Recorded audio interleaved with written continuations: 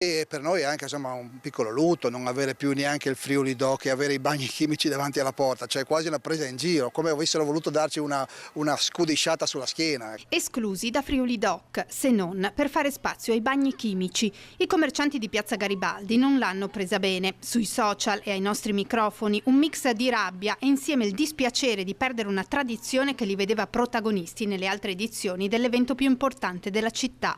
Cioè, non so se prenderla dal lato comico o da che lato prenderla, perché in realtà è un anno che andiamo avanti con queste dichiarazioni della giunta, la piazza, l'aggregazione, la festa, la gente felice e queste cose non si sono mai viste, cioè una piazza che ha sempre accolto Friuli Doc, dove comunque noi per tradizione da 20 anni andiamo a mangiare per Friuli Doc con tutto l'ufficio, quest'anno sai cosa? Visto che dovete fare una piazza bella, togliamo tutto, mettiamo i bagni chimici.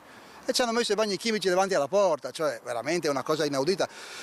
Se questa è l'idea per rilanciare una piazza, per far sì che questa piazza esploda e che prenda una vita nuova, insomma io credo che forse ci ha raccontato una storia che non era quella che volevamo sentire. Le decisioni sulla piazza, divenuta pedonale da circa un anno, non hanno mai convinto fino in fondo i commercianti dell'area, che ora attendono le prossime mosse. Ma delle risposte, ci aspettiamo che ci sia un po' di buonsenso come in tante altre scelte.